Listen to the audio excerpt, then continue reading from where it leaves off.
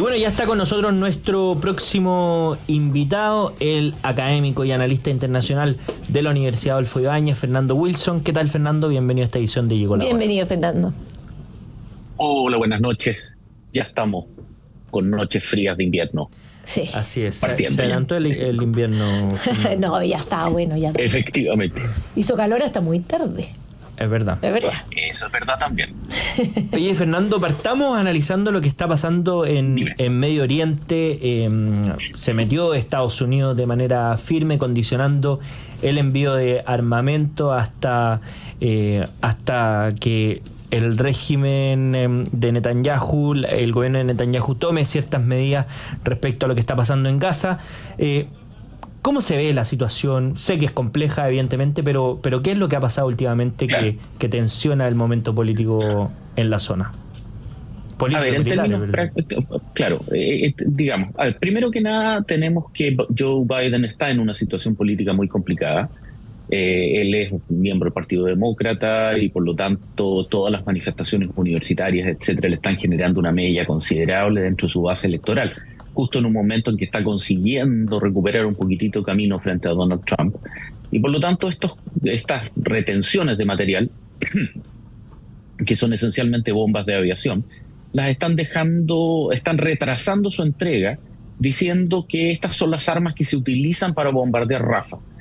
Es difícil considerar que eso vaya a tener un impacto inmediato, y lo considero más bien un símbolo, porque la Fuerza Aérea Israelí tiene stocks enormes de munición que le permiten mantener operaciones continuas durante meses. Por lo tanto, esto más bien tiene que ver con la mantención de esos stocks antes que impedir el acceso a munición directamente para el combate. Ahora, lo que está ocurriendo en términos prácticos hoy día, en forma específica, es que Hamas está defendiendo su último bastión, sus últimos 4 batallones y la dirección del grupo en Gaza están en Rafah, ya probablemente tienen ubicado dónde está, y la maniobra que realizó el ejército israelí ayer al capturar el paso de Rafah a Egipto muestra que lo que están tratando de hacer es encerrarlos, es decir, es dificultar la capacidad que ellos tengan de escapar a Egipto. Probablemente tienen túneles también para poder traspasar la frontera, pero todo esto parece indicar que la idea israelí es llegar hasta el final. Ahora, es difícil no entender esa posición por cuanto están en la última milla, digamos, están en el último proceso para conseguir la victoria, que es la destrucción de Hamas, y además es una necesidad política para Netanyahu, quien necesita una victoria total sobre Hamas para poder balancear la sorpresa estratégica que fue el ataque el 7 de octubre. Por lo tanto, esta maniobra de Biden no va a tener un impacto directo en las operaciones, pero manda la señal correcta para sus bases electorales en Estados Unidos y al mismo tiempo no complica tanto la decisión o la acción del ejército israelí. Ahora, ¿cómo podemos confirmar esto? Bueno, de alguna manera Hamas lo hace al decir que acepta una propuesta de Egipto y Qatar para una tregua una hora antes que siquiera la propuesta llegue a Israel.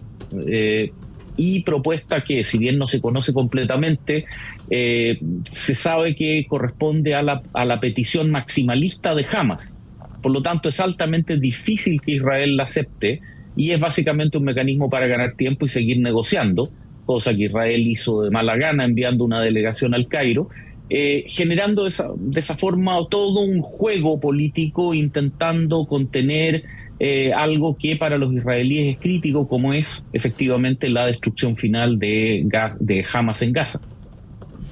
Fernando, hemos visto múltiples manifestaciones en Estados Unidos, sobre todo en las universidades de Estados Unidos, de Europa, defendiendo los distintos movimientos, paralizando también las universidades. ¿En qué posición queda también Biden o la ciudadanía americana, europea, en el conflicto del Medio Oriente? A ver, la situación universitaria, sobre todo en Estados Unidos, requiere algún grado de matiz. Se trata esencialmente de universidades de alta calidad, de alto nivel, prácticamente todas las de la Ivy League, etcétera, y que además representan estudiantes de unas condiciones, una situación bastante particular. Este proceso está generando un debate académico y un debate político y social en Estados Unidos muy intenso, donde algunos destacan la sensibilidad internacional de estos estudiantes. Por otro lado, hay algunos que los condenan como personas privilegiadas que no miden las consecuencias de sus actos y de alguna quieren imitar de alguna forma lo que fueron los grandes tomas de campus, la Campus War, que se desató en el contexto de la guerra de Vietnam en el año 71, si mal no recuerdo, cuando se producen las tomas de campus universitarios, sobre todo en la costa oeste, la costa del Pacífico, la UCLA, Berkeley, etcétera, para protestar por el apoyo norteamericano a las operaciones de Vietnam del Sur sobre Laos. Están tratando de construir su propia épica generacional. El tema es que esto está más bien generando un debate antes que recibir un apoyo generalizado de la sociedad norteamericana, pero complica brutalmente a Biden, que ya está en la recta final de un proceso electoral que se le presenta fuertemente cuesta arriba. Y ahí, a propósito de ese proceso electoral cuesta arriba, ¿cómo se ve el panorama frente a Trump, por un lado, enfrentando ciertos juicios y Biden en esta complejidad política? ¿Qué consecuencias pueden ocurrir? A propósito de lo que comentábamos también, que hay que ver la acción de Estados Unidos, la frase de Biden es lógica también, escenario electoral, ¿verdad? ¿A quién está hablando Joe Biden? En ese sentido, dado el escenario en el que está pasando, en el que está cursando el escenario político americano, ¿qué es lo que hay que esperar también en otras consecuencias no deseadas, por ejemplo, que pasen en cosas relacionadas con nuestra región, respecto a lo venezolano? ¿Ves algún movimiento de ese tipo a propósito de las elecciones que vienen este año?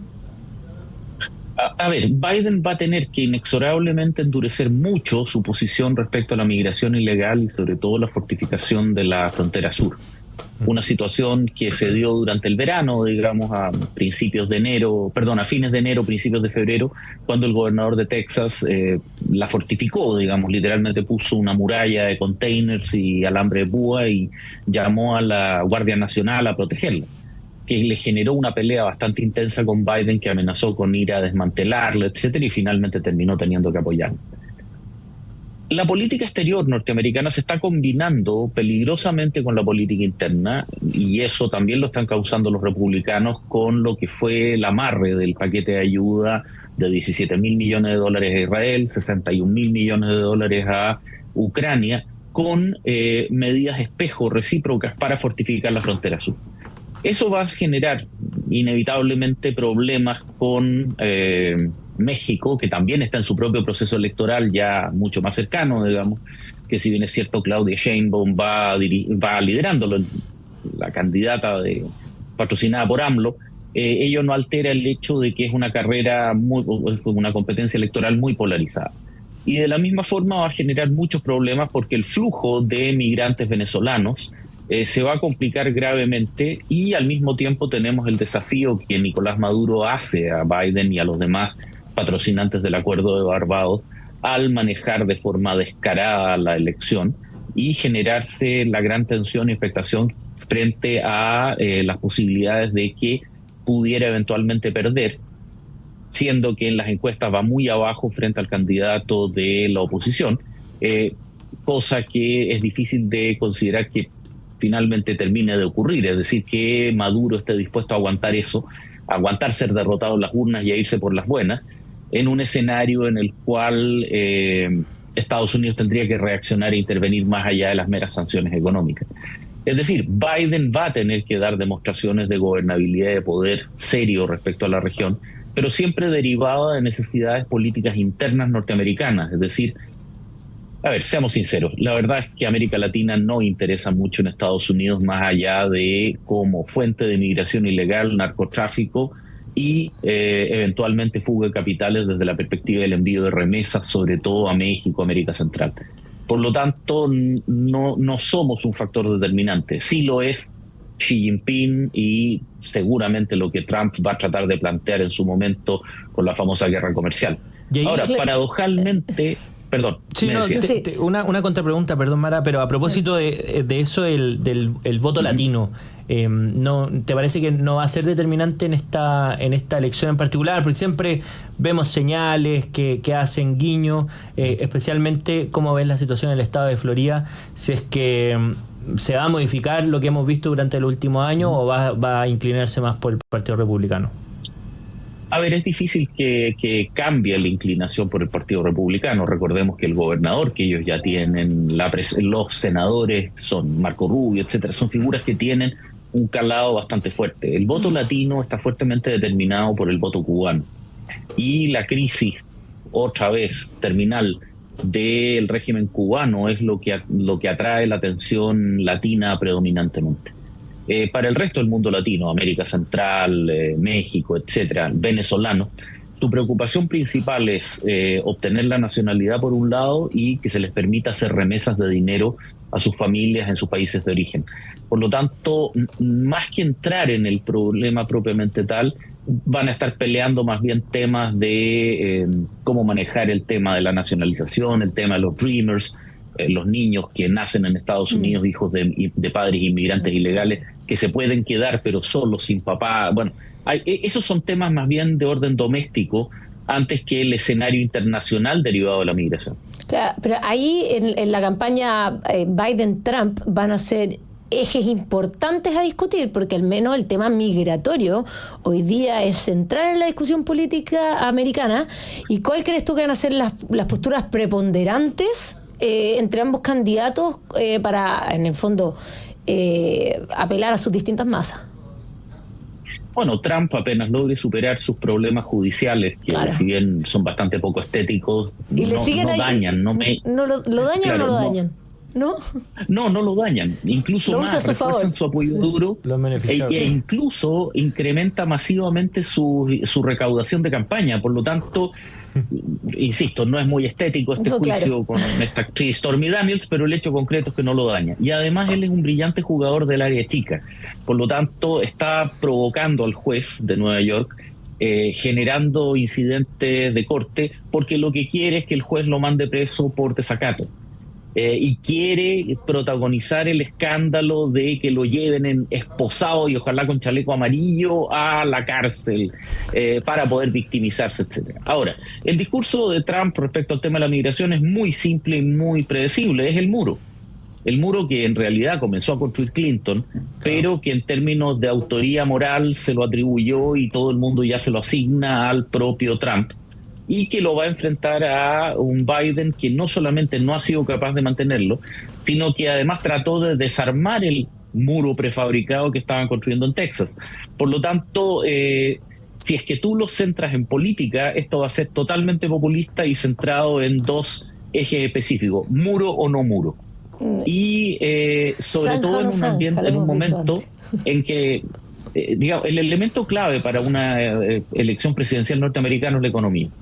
Y la economía está mejorando un poco, algo que permite que no sea el factor principal para presionar a Biden, claro, más allá de el hecho de que la Reserva Federal, el Banco Central norteamericano, insiste en seguir manteniendo tasas de interés comparativamente altas, que no pero pese a eso la economía sigue creciendo, se crean empleos.